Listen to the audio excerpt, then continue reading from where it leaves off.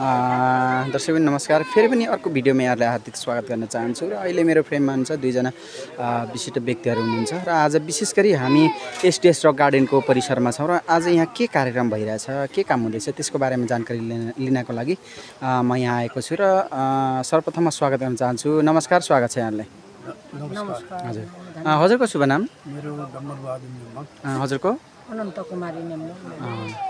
अहिले आज चाहिँ के काम हुँदैछ यहाँनिर? यहाँनिर अब हाम्रो जे होस् जेठा छोरा राजबहादुर नेम्बङ होइन। हजुर। अब के गर्नु, यति नै देखेको थियो बाउ आमाको किरे गर्ने बेलामा। अब छोरा हिँड्यो, अब शान्तिको, मनको शान्तिको लागि नानी यहाँ चौतारी निर्माण गरिएको अब जहीँ भए पनि खुसी भएर हिँड्नुहोस् छोरा होइन नानी। हजुर। अब के गर्नु, बाउ आमाको आशीर्वाद। आज विशेष गरी यो चौतारीको चाहिँ उद्घाटन गर्ने हजुर कार्यक्रम रहेको थियो। उद्घाटन ढोका खोलिएको, ढोका खोलियो। दाजुभाइ मामा मौली बेगर अब कुटुम्ब बेगर शुद्ध नहिँड्ने हजुर र मर्दा पनि जिउँदो हुँदा पनि यो आवश्यक चाहिँ परिरहने भएकोले गर्दा हाम्रो कल्चर अनुसार चाहिँ यसलाई आज शुद्धिकरण गर्ने भनौँ न। ल आत्माले शान्ति पाओस्, जहीँ गए पनि खुसी भएर हिँड्योस् हाम्रो छोरा होइन। बाउ आमाको माया हजुर भगवान लगिदियो त छोरा। हजुर। अब जुन अहिले चाहिँ ऐतिहासिक कुमार धरानमा बनेको यो श्रम शक्ति पार्कभित्रको एसडिएस र गार्डनभित्र छौँ। अहिले जुन यो चौतारी निर्माण गर्नुभएको छ यहाँहरूले, यही ठाउँमा बनाउनु पर्ने खास उहाँहरूले चाहिँ किन रोजाइमा पर्यो? हजुरले यही ठाउँमा बनाउनु किन आवश्यक लाग्यो यहाँहरूलाई? त्यो चाहिँ यस्तो हुँदो रहेछ, माहौल हुँदो रहेछ एउटा र दिशा र समय पनि हुँदो रहेछ। अब यहाँ हिजो हाम्रो पुर्खाहरू नुन बोकेर खाएर हिँड्ने ठाउँ भन्थ्यो। हजुर। अहिले आएर हेऱ्यो भने पुर्खाको त्यो 50 पुस्तादेखि मुनिको पनि यहाँ आएर चाहिँ सन्तुष्टि आत्माको लागि आएर घुम्ने हेर्ने, अब पितृहरूको खुसीको लागि यहाँ आएर बस्ने बनाउने भएकोले गर्दाखेरि चाहिँ यहीँ बनाउनु अब उपयुक्त हुन्छ। अब यहाँ सधैँ भेटघाट हुने भनौँ टुरिस्टहरू यात्रीहरू यहाँ 24 घन्टा आउने भएकोले गर्दा चाहिँ यहीँ ठिक छ है भन्ने हिसाबले बनाएको हजुर। यहाँ हामी धराने सचेत अध्यक्ष निराज लिम्बूलाई अनुरोध गरेर हजुर यहाँ उहाँहरूले देखाइदिनु भयो र यहाँ बनाइदिनु ठाउँ हजुर ठाउँ हो। र अब यसो हिसाब गर्दाखेरि 5वटा 6वटा कति 100वटा कतिवटा आत्मा हुन्छ भन्छ, एउटा आत्मा त हामीसँगै नै हुन्छ अरे भन्ने चाहिँ अब भन्ने गर्थ्यो पुर्खा र विज्ञहरूले। त्यसले गर्दा चाहिँ यो आत्मा चाहिँ यहीँ आएर बनाइदिएको मनको सन्तोष शान्तिको लागि माया त कहाँ अब कहिले मेटिँदैन। अनि यहाँ के छ त भन्दाखेरि हजुर फेरि अब टेबल कुर्सी भन्छ। अब यहाँ यो बनाउने मेयर चाहिँ भुइँमा बसेर 15-20 हजार 30 हजार मान्छेसँग भुइँमा बसेर धुले खाइरहेछ। हामी भोकटे मान्छे चाहिँ फेरि कुर्सी टेबलमा बस्दा त अलि सुहाएन। यहाँ जस्तो ठाउँ देश कपालकुनको केस त बनाउनु त पर्यो नि त। त्यसले गर्दाखेरि आज चाहिँ यसो है लाठ्यो। हजुर। हजुरको कति भाइ छोराछोरीहरू? मेरो 3 भाइ छोरा, हजुर 4 बहिनी छोरी, एउटा गइको, हजुर अब 6वटा छ। अहिले दिवंगत हुनुहुने चाहिँ जेठो छोरा है। ए कति वर्षको उमेरमा आएको चाहिँ देहावसान? 36 सालको 36 सालको कति थियो? 44 कि 43 2036 साल कति वर्ष? 36 साल। हजुर 36 सालको। ए जे 36 साल उहाँको जन्म होइन त? जन्म साल जेस कलिलै उमेरमा रहेछ। उहाँ खास के बिमार हुनुहुन्थ्यो अथवा के थियो? Blood cancer. ए बिमार, ठुलो बिमार रहेछ। हजुर। अब आज हजुर उपचार त गरिएकै हो। अब लन्डनको दैवले केही नलाग्ने हजुर उपचार त गरेकै हो। अब केही लाग्दैन, एउटा न्युङ्गे गरेर काल आउँदैन। त्यही अब विश्वासमा हिँड्नु पर्यो, बस्नु पर्यो। हजुर। आज यहाँ यति धेरै जस शुद्धिकरणमा सामेल हुनुभएको छ, आफन्त दाजुभाइहरू सबै उपस्थित हुनुभएको छ। अब जुन पछाडिपट्टि हामी देखाइरहेछौँ यो फलैचा मजाले निर्माण गर्नुभएको छ, धेरै शानदार आनन्ददायी छ। पक्कै पनि जो दिवंगत हुनुहुन्छ हजुरको छोरा, उहाँको आत्माको चिर शान्तिको कामना पनि हामी व्यक्त गर्न चाहन्छौँ। र अहिले जुन फलैचा बनाउनु भएको छ लगभग यसमा पनि त केही खर्च लाग्यो होला, के कति जति खर्च लाग्यो होला?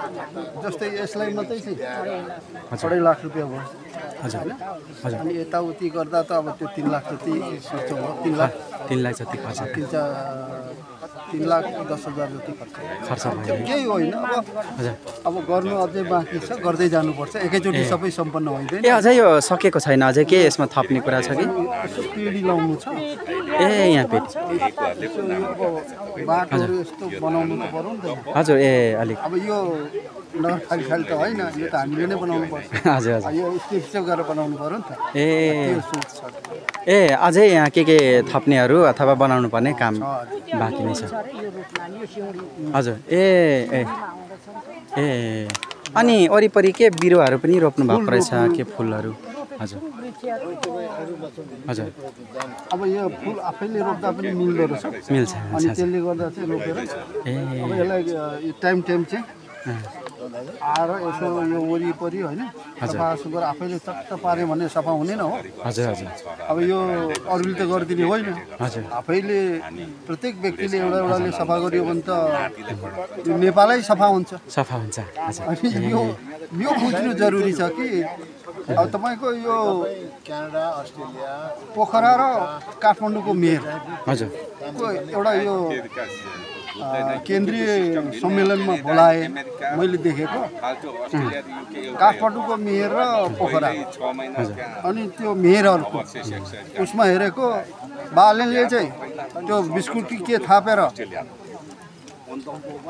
त्यो खोल चाहिँ यता गोजीमा लायो पोखराकै काँको त्यो खायो भएर त ती फ्यात्तै अगाडि फ्याँक्यो अब त्यहीँबाट पनि मान्छे चिन्यो नि त संस्कार के हो भने चिनियो संस्कार के हो स्वास्थ्य भनेको के हो यसरी चाहिँ हाम्रो यो धरानको त कुरै नगरौँ अब धरानको त अब धरानकै नेपालैको पनि भनौँ न यो संस्कार बसाल्ने र सञ्चालन गर्ने मैले अघि पनि भने अब सी जिनपिङ एउटा देखियो हजुर तर यो नेपालमा चाहिँ हुनुपर्ने चाहिँ साम्पाङ जस्तो मान्छे हो साम्पाङ जस्तो प्रत्येक साम्पाङ धेरै साम्पाङ जन्मिनु पर्यो अब किनभने अब युवाहरूको देश हो हजुर अब हामी त डाँडामाथिको घाम हो तर पनि बाँचुन्जेल यो सास भइन्जेल चाहिँ युवाहरू अगाडिबाट भन्छु म चाहिँ भन्नुहुन्छ हजुर अब यो देश तिम्रो हो माटो तिम्रो हो र सिँगार्ने बनाउने कस्तो बनाउने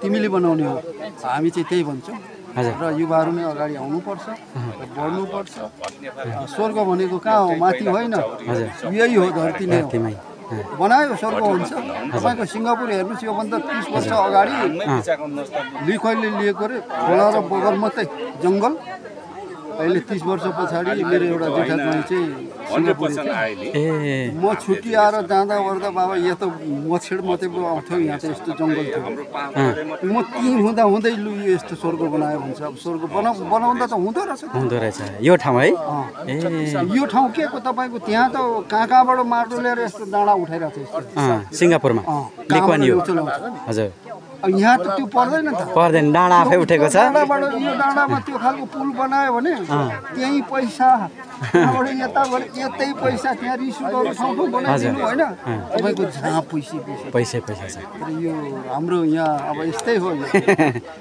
बिस्तारो मानिसमा चेन्ज आउँदै जान्छ कि जस्तो छ हेरौँ सधैँ यसै हो भने त मरिगयो अब हामी त अब खेरो गएकै हौँ हामीलाई खेरो लगेको भनौँ न गएकै हौँ त्यसले गर्दाखेरि चाहिँ अब आउने पिँढीहरू युवाहरू चाहिँ साहस दिनुपर्छ विज्ञान र टेक्नोलोजीको युगमा चाहिँ उनीहरू सक्षम भइदियो भने त केही सीमित मान्छेले चाहिँ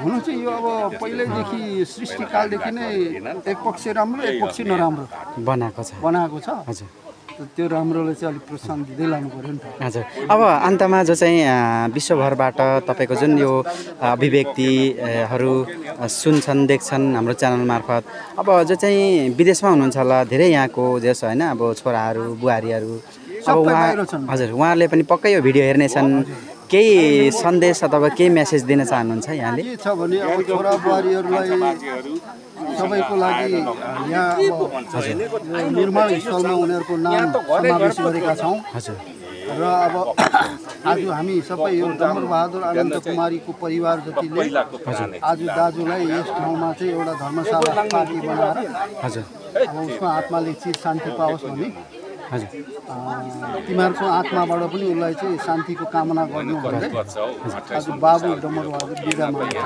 धन्यवाद। हस् धन्यवाद हस्।